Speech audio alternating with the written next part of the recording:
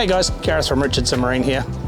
Today we've got something pretty special. We've got a very customised Ultracab XL, the 2500. So we've done a lot of custom work on this one and it's absolutely mint, but we've done all the foundations right as well. So it's going to be a cool boat. Let's start on the back as always. We've got the twin 200 APX Suzukis. So 400 horsepower pushing this thing.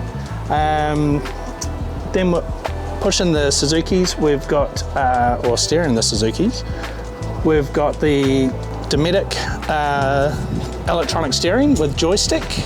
So chances are if you're thinking of a 2500, you've probably compared it to, let's say the 2350 or the 2750.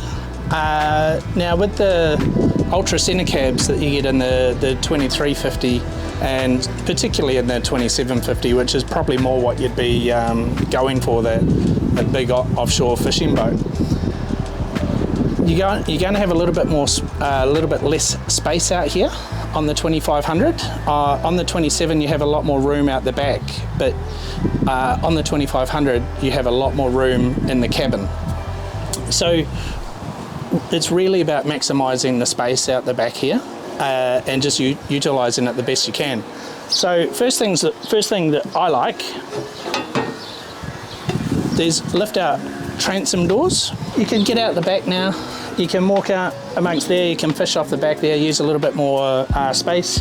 But these are such cool things because if you're lifting stuff off the ground, you know, you can pick it up from there instead of having to pick it up over here. Person on the ground has a few less feet to lift it up, so I really like that aspect. These customers wanted to put in a custom live bait, so we've done that for them. So this was designed by Staby to maximise the live bait tank. Yeah, it's pretty cool. We always put these handrails onto the live bait tank because if you're out the back here, like that is such a good hold point. These guys have got the combing rails, which is also another good hold point. But if you didn't have these hold rails, which not a lot of people, or not everybody puts these on, that's a really good grab point for out the back here, especially for us short fellas. So down here, I really love how Staby lift off the batteries off the floor. It's always good to get electricity out of the water, especially when you're taking a bit over the side. So we've got the twin Delcor 31s. Now in here we actually do a bit of a factory rewire. So we strip all of Staby's stuff out and just rewire it, put in some new fuses, upgrade the wiring, upgrade the fuses. So Ed, who owns Richardson Marine, is a boat builder and really loves that aspect of what we do, is just sort of future-proofing people's boats for them. So at the back here, it's quite obvious how much more width you've got in the 2500 cab, because the Ultra Center cab would come to about here somewhere, for instance, and you walk up around the side. This one utilises the whole space, and when we get inside you'll be able to see the difference inside the cabin. This is more of a like this is a caravan on water basically. This is really cool. So in here, this is the 3-berth galley. So obviously you spin your helm chair around, you can face forward, face backwards, but you'd be sitting here playing your cards, preparing your dinner, chatting, whatever you do. Under here we've got a fridge. This one's equipped with the diesel heater as well, so if you ever want to go, you know, out for the weekend, which of course that's exactly what this is for, and it's cold, pump up that heater and it's actually really, like within minutes, it's very warm in here. Over this side you've got the cook plate, you've got place to wash up your dishes, you've got little storage drawer for all your spices and whatever you cook up with your fish with. Sauces. So every space is really utilised. You've got a charging port there. Another thing here. Something else that we forgot to mention out here is on this one, they want to do some long range fuel trips on this, and we've using this live bait area here, we've got a custom fuel bladder going in there with a transfer pump, so you'll be able to transfer it into your main fuel, and it's going to give you an extra 240 litres worth of fuel. The other thing that we're going to be doing out here is tapping in up here into the water and having a shower out here, so after you dive you can just wash all the salt crystals off, and so that'll be really cool as well. Now what we're getting to up here is really the business end of boating these days. You know, I quite often get asked how much a boat is, and it really depends on what level you want to go to with your electronics. You know, I am not the most technically minded person in the world, and quite often, or quite frankly, some of the stuff would baffle me if I had it on my own boat. But a lot of people get right into it, you know. And the Garmin setup here is really cool. So there's a Phantom 18-inch XHD radar on the roof. We've got the Optimus joystick. So that's with a bigger boat like this, with twin engines, having the Optimus joystick is just going to be such a wicked addition when you're at the marina, when you're trying to berth it. You know, if you're wanting to spin around on the spot, have a look around, you know, shift quickly, any of that sort of stuff, like it is just absolute gold. It's really, really good.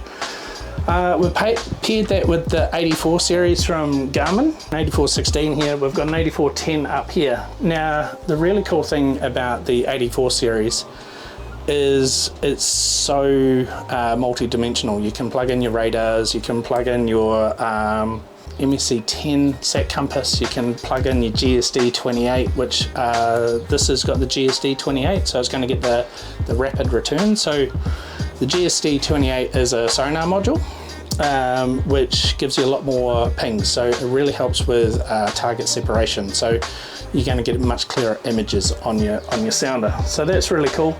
So up the front here, working alongside the 8416 and the 8410 and the radar, we've got a Garmin autopilot, and we've got the Optimus CanTrack digital display. So these make this an absolute weapon. So you've also got the joystick, as we talked about. The Optimus CanTrack here, what it does is it's your steering function basically. It shows you where the rudders are pointing, helps you with adjusting the electronic steering for lock to lock, or sort of setting resistance on the motors at different speeds. So if you're, you know, full hammer, and you flick that and you had it set at the same as what you would at the wharf, you'd have a horrible day. So the CanTrack takes over all of that. That's your brain for the steering basically. Helps you with, it shows you RPMs, where your rudders are at, yeah, just helps you out on all of that sort of stuff. So that makes that very intuitive. The other thing that we've got here is the Garmin Autopilot. Now we really love the Garmin Autopilot. The thing that we love about it is it's very intuitive. So with the Garmin Autopilot, you can track courses, but you can put in parameters. So with the parameters, what you can do is you can put in you know, minimum depths. You know, you can go around objects. So a lot of these autopilots are very much, you know, directional, off you go, hopefully there's nothing in your way. Whereas the Garmin Autopilot is, you know, you can deviate, you can go around, you can do a lot of really cool stuff with it. So between the Optimus or the Dometic electronic steering and the Garmin Autopilot, the 8416, the radar, the MSC10 and the GSD28 on this boat,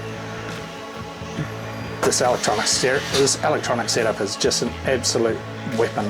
Like, it's just such a cool system. That's about it really. You got the V-berth extensions, there's a toilet under there.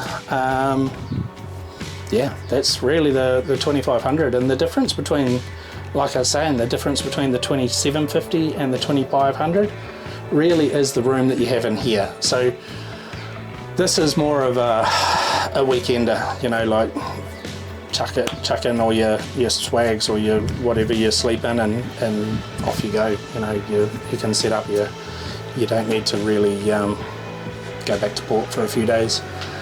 We've also got solar on the roof of this one, so they'll be able to stay out for long periods of time. They do have a lithium house battery under here, 200 amp hour, I believe it is, and that's trickle fed by the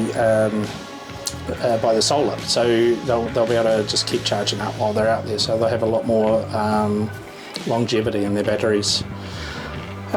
So that's about it for this 2500.